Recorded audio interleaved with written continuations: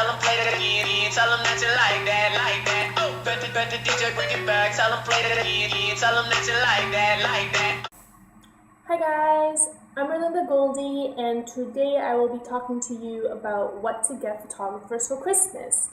Photography is quite an expensive hobby as well as a career, so I'm going to try and show you a few things that you can buy that isn't that expensive and you won't be crying in tears that you're broke. So I'm going to show you a few things you can get for beginner photographers as well as some things that you can get for more experienced photographers. Let's get started! The next item on this list is the Canon T2i.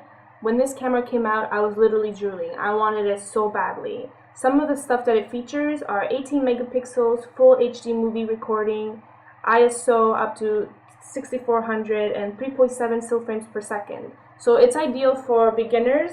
It doesn't have full frame, but honestly, when you're starting out, it doesn't really matter.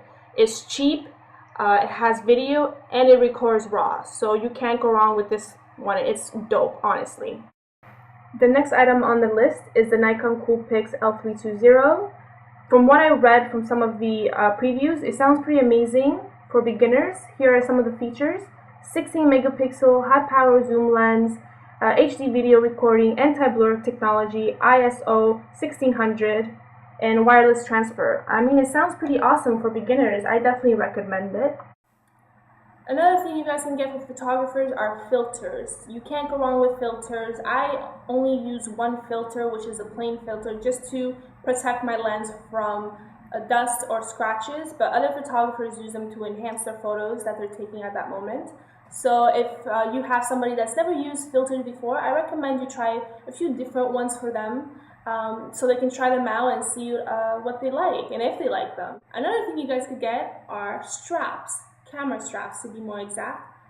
I have the one that's black and says Canon on it. It's honestly the most boringest thing I've ever seen in my life. I really hate it. I really need a new strap.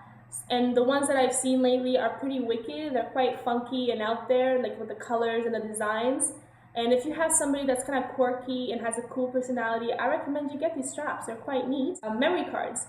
Memory cards is ideal for us. The more the merrier. I personally only have two, mainly because I'm not someone that shoots a lot. I probably shoot maybe 200 photos a shoot, maybe the most 300, but that's like rare. So I just use two. I have the SanDisk 2 gigs, and then I also have the 4 gig Kingston. I pretty much just use these two. I recommend that if you do get memory cards, you keep this little plastic case because it protects it from dust, from falling, from whatever it might be.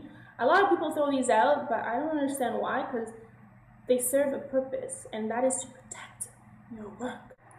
Another thing you guys can get for photographers are hard drives.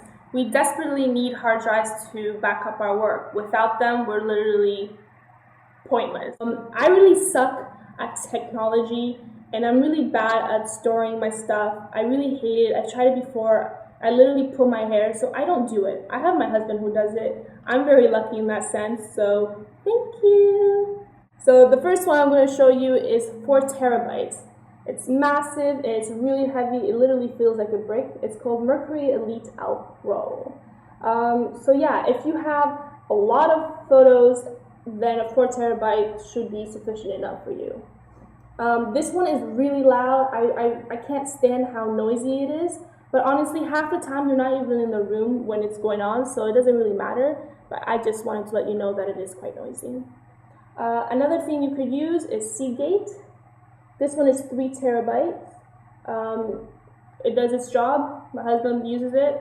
I guess it's good. I don't really know.